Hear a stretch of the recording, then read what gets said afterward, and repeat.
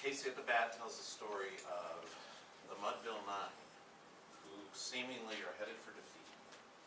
And through a series of unexpected events, their best player, Casey, gets a chance to win the game. Casey, through his own arrogance, underestimates the situation, gets 2 called strikes on him, and then the climactic moment comes. So to set a context for my poem, which I'll read in a minute, these are the last 2 stanzas of Casey at the bat. The sneer is gone from Casey's lips. His teeth are clenched in hate. He pounds with cruel violence his bat on the plate. Now the pitcher holds the ball, and now he lets it go. And the air is shattered by the force of Casey's blow. Oh, somewhere in this favored land, the sun is shining bright. The band's playing somewhere hearts are light. Somewhere children are laughing, and somewhere men shout. But there's no joy in Mudville. Mighty Casey has struck out. Now Casey didn't seem like a bad guy, maybe got a little carried away, but it seemed to me that it shouldn't end there. What would happen to Casey? So with that thought in mind, and inspired by Game 1 of the 1989 World Series between the Dodgers and the Athletics, and the heroics of Kirk Gibson, I thought that's the end of Casey's story. So I wrote this little poem, which I'll share for you. Casey finds his peace. It's been 100 years or more since Mighty Casey's choke, and in that time his name has become something of a joke. He could have been immortal, he could have stood with Ruth, but one big whiff ended it. That's the awful truth. Oh, he still played beyond that day. He even won a game or 2. But it was clear for all to see that mostly he was through. He still had the tools and the baseball smarts, but it just wasn't the same.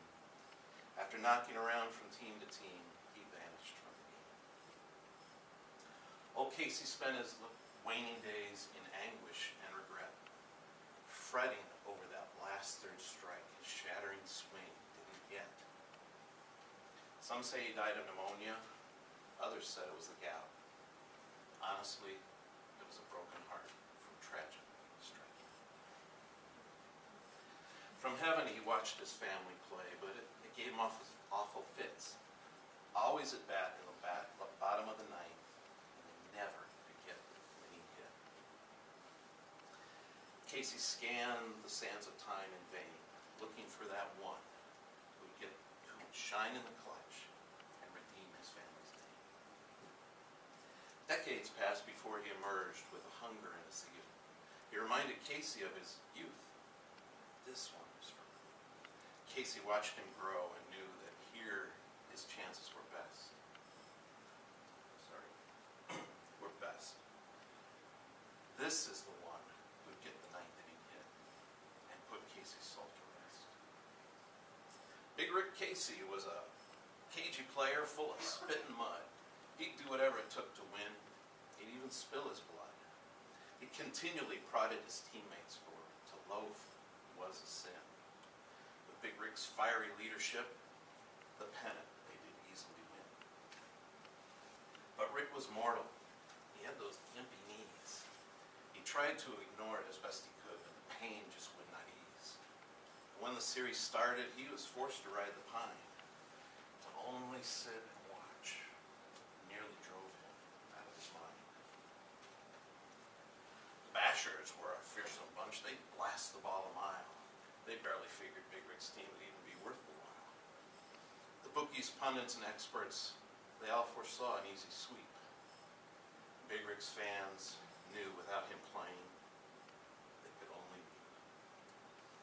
The Bashers led the series opener. They had it 5-4 when their ace reliever came in the ninth to shut the door. He dispatched the first 2 batters without hardly breaking a sweat.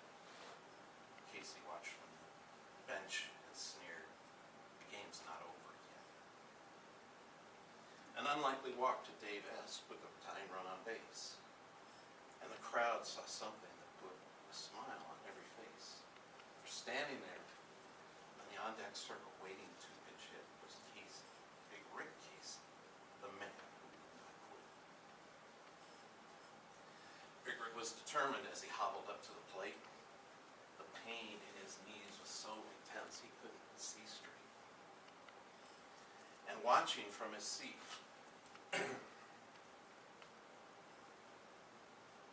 mighty Casey watched from above, hoping against hope. Finally, this is the day his family would be able to throw off that choker's yoke. The pitcher threw 2 quick strikes and then bounced one in the dirt. Casey followed out 4 more serves, each swing making his poor knees hurt. As Casey looked down from his seat above, he saw the catcher flash 3. He said, "Oh no, I can't let what happened to him. I can't let happen to him the same that has happened to me." Big Rick got set in the box, and he heard a voice whisper from out of the blue, "Here comes that backdoor slider. You know what you have to do." The crack of the bat was magnificent as the ball shot out into the night. The crowd erupted in bedlam as they watched the splendid sight. Rick limped around the bases and brought home the winning run.